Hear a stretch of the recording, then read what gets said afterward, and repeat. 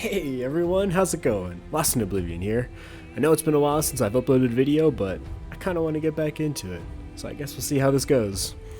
Now, if you're anything like me and been playing Strive over the past year since it released, it's a pretty fun game, but there's a ton of different characters, and I don't really know what all of them do, or how to even play against any of them. So, that's why I'm kind of making this series called Character Crisis. I'm going to go through the characters one by one, play them for a little bit and see how they feel, what they're good at, what they're bad at, and maybe even how to beat them if you're playing against them. So, we're going to start with the first letter of the alphabet, A for Anji, and we'll see how he plays and what I like about him, and then we'll get into a match at the end. So, let's get into it. So, we'll kind of get into some of my first impressions with Anji and see how he feels. I think overall his movement feels pretty good. He has a run, he has a double jump in the air, an air dash, high jump, kind of everything you would want in a character, a lot of the basics. In terms of his health, he has a 1.06% damage multiplier, so he takes a little bit more than others, but it's not that bad. He also has the highest guts multiplier, which means when his health is lower, he actually has more health than some other characters. In terms of his normals, most of them are pretty standard. They feel pretty good to use, pretty good to counterpoke with. His only real notable normal is his 2 HS, this crouching heavy slash here. It doesn't normally combo from his close slash unless you get a counter hit. So if you get a counter hit, it'll combo, and that's kind of where his big damage combos go from, is his 2 HS. The other notable normal is his 2S, which is pretty long range and can hit really far, and I've also gone under a few moves using this as well. In terms of his setups and Oki, he really has kind of a one-button Oki, which is nice. It's his quarter circle forward P, this little butterfly bird thing. It's really good to set up after you get a hard knockdown. And you can follow it up in any way. It's just kind of up to you. You can do that and grab or whatever. His pressure is pretty decent, but it all has kind of a counter. So he kind of relies a lot on conditioning the opponent and making them choose specific options. It's all mostly around his Fujin special move, which is quarter circle forward heavy slash. It can vary a lot, so these has different follow-ups, and each one needs a specific response, or you can just DP out, and that'll beat all of the responses.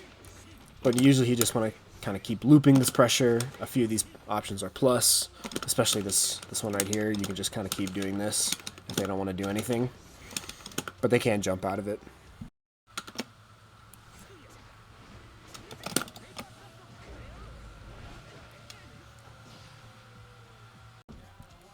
In terms of his combos, they do seem pretty short unless you get the correct hit.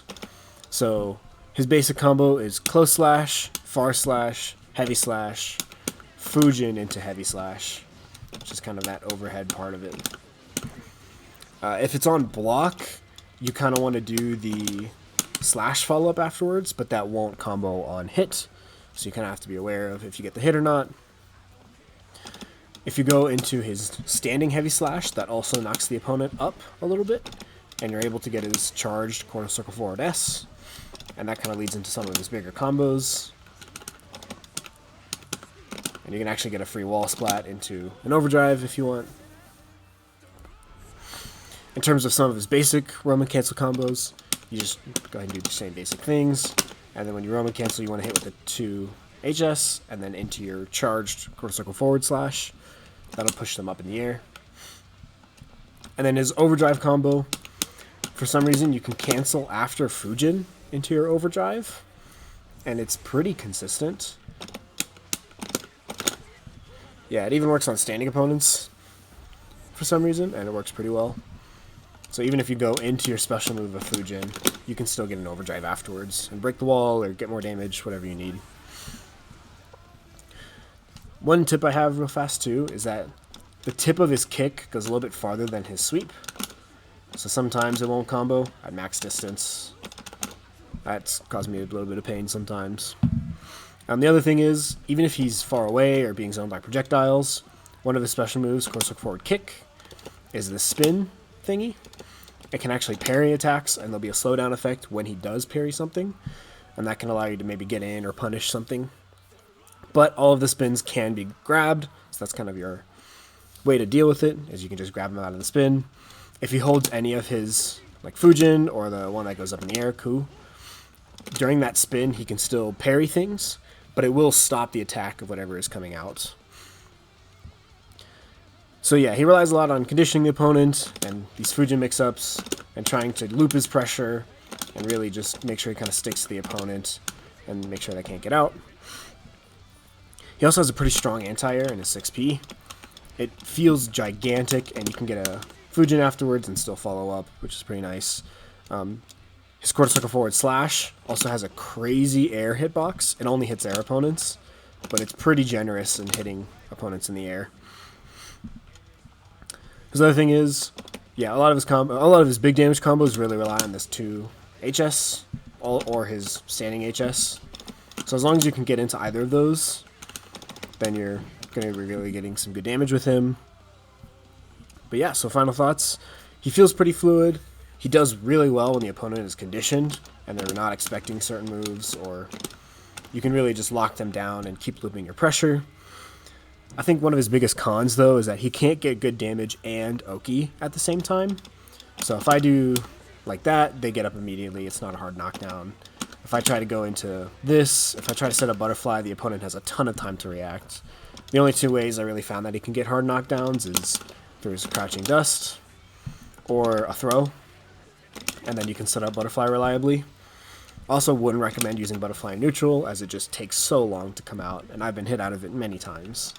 So you need to find other ways to get in, which is why he has those spins.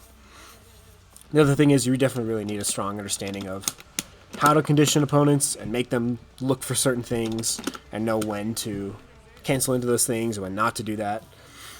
Yeah. And then the last thing is his Fujin. If you press the follow-up button early, you can actually cancel the Fujin hit and then go into your mix-up a little bit faster. So that might be helpful for trying to trick opponents or just overload their mental stack even more. So yeah, that's my kind of basics on Anji. Now we'll get into some basic combos, kind of the ones I was talking about before, and just show you the inputs for those.